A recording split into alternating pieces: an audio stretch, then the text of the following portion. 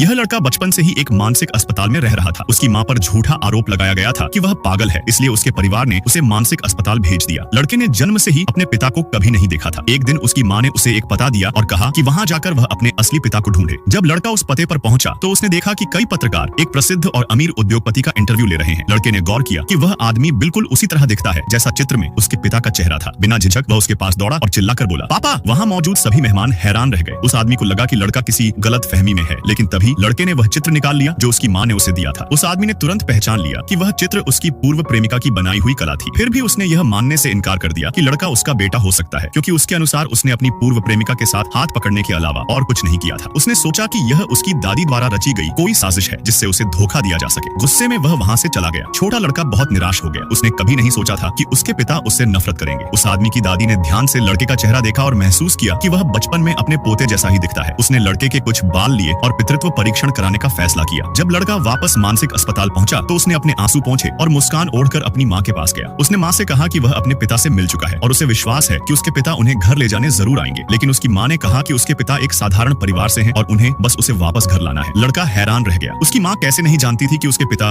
एक अमीर आदमी है। असल में कई साल पहले उस आदमी ने अपनी असली पहचान छुपाकर उस महिला से 3 साल तक प्यार किया था। 6 साल पहले महिला का परिवार दिवालिया हो गया था। वह उस आदमी पर बोझ नहीं बनना चाहती थी, इसलिए उसने जानबूझकर उससे कहा कि वह बहुत गरीब है और उसके लायक नहीं है, और फिर निर्दयता से उससे रिश्ता तोड़ दिया। उसने अपने एक दोस्त से अपने नए प्रेमी का नाटक करने को कहा। उस आदमी ने उससे बहुत विनती की कि वह उसे छोड़कर न जाए, लेकिन वह फिर भी अपने दोस्त के साथ चली गई। उस दिन के बाद से वह आदमी उससे नफरत करने लगा। महिला को डर था कि वह आदमी अपना गुस्सा उसके बच्चे पर न निकाल दे, इसलिए उसने लड़के से कहा कि वह कभी भी उसके सामने उसका जिक्र न करे। अचानक महिला की नाक से खून बहने लगा और लड़के ने तुरंत उसे रूमाल दिया। महिला ने उसे नहीं बताया कि उसे कैंसर है। उसे डर था कि उसके मरने के बाद लड़के की देखभाल करने वाला कोई नहीं होगा, इसलिए वह बस यही दुआ करती रही कि वह आदमी जल्द ही लड़के को अपने साथ ले जाए। इधर उस आदमी को एक सपना आया जिसमें उसे वह रात याद आई जब उनका ब्रेकअप हुआ था। नशे में वह महिला को ढूंढता है और उससे उसे छोड़कर न जाने की भीख मांगता है। वह पिघल जाती है और उसे चूम लेती है। फिर वह उसके कमरे में जाता है। अचानक आदमी की नींद खुल जाती है। उसे याद आता है कि उस रात के बाद वह अपने घर में जागा था, इसलिए उसने समझा कि यह सब सिर्फ एक सपना था। लेकिन कल लड़के से मिलने के बाद उसे शक होने लगा कि कहीं वह रात सच में हुई तो नहीं। कुछ ही समय बाद पितृत्व परीक्षण की रिपोर्ट आ गई। रिपोर्ट देखते ही उसे यकीन हो गया कि वह रात सपना नहीं थी। आदमी की दादी बहुत खुश हुई। उन्होंने तुरंत आदेश दिया कि वह आदमी जाकर लड़के और उसकी माँ दोनों को लेकर आए। उस समय लड़का अस्पताल में अपनी बीमार माँ